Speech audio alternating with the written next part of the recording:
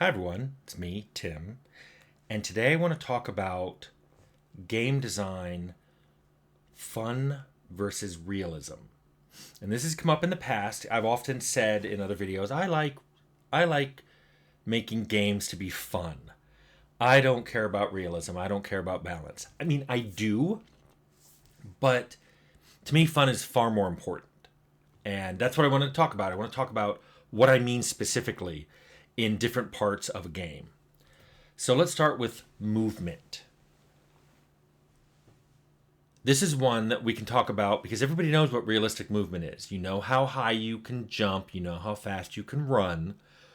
In almost every RPG, your character runs a lot faster than most humans and for a lot longer, way longer than Usain Bolt. You also jump way higher from a standstill or a broad jump. You jump way higher and way farther than most humans can do it. I had an old boss who called this the joy of movement. He actually thought this was a good thing, that having unrealistic running and jumping was a good thing for a game. And I agree with him. And this is an example of where a lot of people, they rarely complain, hey, this is unrealistic that my character can jump this far, because it's fun. And I love leading with this because I think it's the one area in an RPG I've never heard anyone say, my character can jump unnaturally high. It ruined the game for me. Never heard anyone say that. So obviously, at least in that, I think everybody agrees, fun trumps realism. But now let's talk hit points. Because I've seen people, especially when monsters have a lot of hit points and people call them bullet sponges and they think it's unfun and unrealistic. Let me tell you about when we were making Fallout, and it was originally under GURPS. The way GURPS works, you have as many hit points as your health. At least 3rd edition worked this way. Which meant you started with around 10 hit points, maybe a few less, maybe a few more. And that's all you ever had. D&D, you may start off with less than 10, although there's a number of classes that can start with a lot more than 10. But every time you go up a level, you get more hit points. And that wasn't happening in our early versions of Fallout. And that was really hard to make the character feel like they were becoming progressively more powerful. The only way you had to do it was giving them better armor with better damage threshold and damage resistance. But that didn't feel like you. Yes, it lets you last a little longer in combat. The other problem we were having was, and I used to tell people this story all the time, was in D&D when you're being attacked, it's like you have a lot of health and you get hit, and you get hit again, and you get hit again, and you see your health dropping, you're like, I may need to heal, or maybe I need to run away. That's not my experience with GURPS. GURPS tended to be like this. I dodge and take nothing. I dodge and take nothing. I dodge and take nothing. I hit and I'm pretty much dead. I'm either almost dead or I'm pretty much dead. And since your skills are reduced by the amount you took, anything you attempt to do after being hit that one time was at a huge penalty. So this was causing a lot of trouble in early Fallout.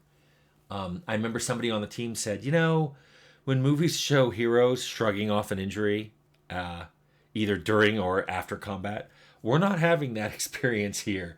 And I was like, yeah. And so we were thinking about doing the optional GURPS, splitting health and hit points into 2 and letting you buy up extra hit points. And doing that like way past what the rules were going to allow. But in the end, we went a different direction in Fallout.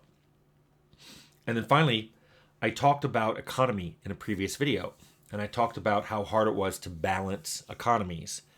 And this is where the fun versus realism thing comes in again, because in most RPGs, rewards are sources of money and wealth. You're given items, you're given gold directly. So that's a source coming in of wealth. Well, all of the sinks, all the ways that you have, that a designer puts in for a player to avoid paying money, a lot of them are the sinks that we put in to make the player pay money are often avoidable. You can make a character that doesn't use weapons or armor like a monk, and now you don't have to pay for fixing those things. If there's degradation, if you have to pay to sleep somewhere, some people just don't. Either they play on a simpler difficulty level that doesn't require sleep or food, or they only sleep in their ship or their house or whatever. They try to avoid all the sinks that are in the game. I'm okay with this because I'm trying to design a game that's fun, not a game that's realistic. And if people end up with 1,000,000 coins at the end of the game, I don't really mind that much.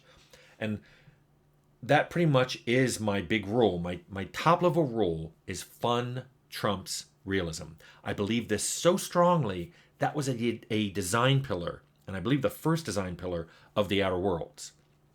And I had to use that when people were arguing that they wanted to change something because they thought it was a little unrealistic. I'd always say, if it's fun, we're keeping it, because fun trumps realism. If your only argument against something is this is unrealistic, we're keeping it.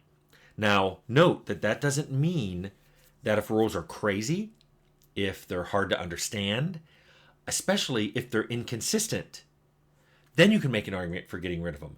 But I would also argue that a lot of those kind of rules make the game not fun. If the game is too hard to predict what's going to happen and things are inconsistent, sometimes a rule applies and sometimes it doesn't, that's not fun. So fun seems to catch that.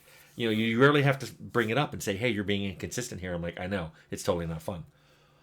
I also find that sometimes people get mad at a lack of realism, but what they really mean is when realism hurts them, but they don't mind when it helps them, which seems a little teensy bit hypocritical. I'll give you an example. I think in Arcanum, when you stole an item, people just knew it was stolen. That's why you had to go find a black market fence to sell things to. And people would complain, well, how do they know it's stolen? How do they magically know that item is stolen?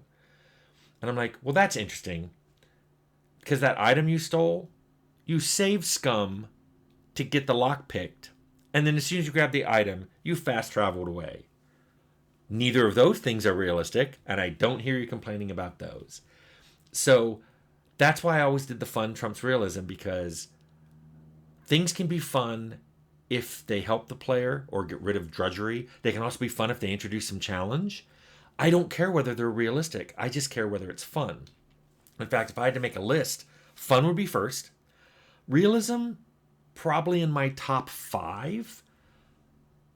It might be third or fourth. It's in my top 5, but it's not up there. It's not. I'm sure it's certainly not second. I'm trying to think of what second would be, but it's not realism. I rarely even have this discussion when we're talking about the science weapons in Outer Worlds.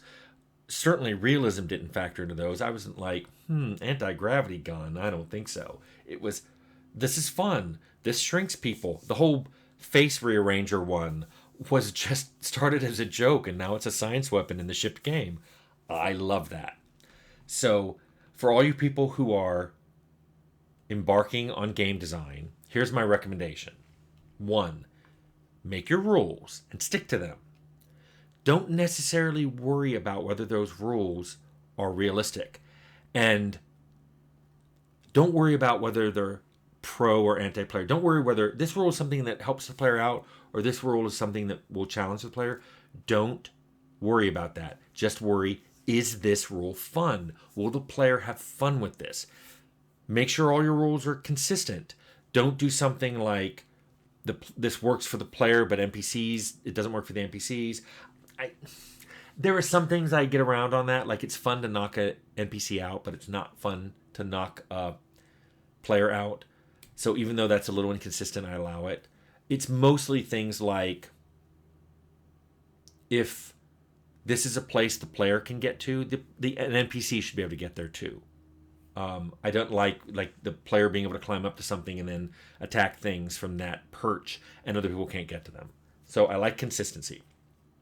But, and here's my big caveat, and I've talked about this on save scumming and player hoarding, and when people ask about whether I disliked speed running, here's my rule.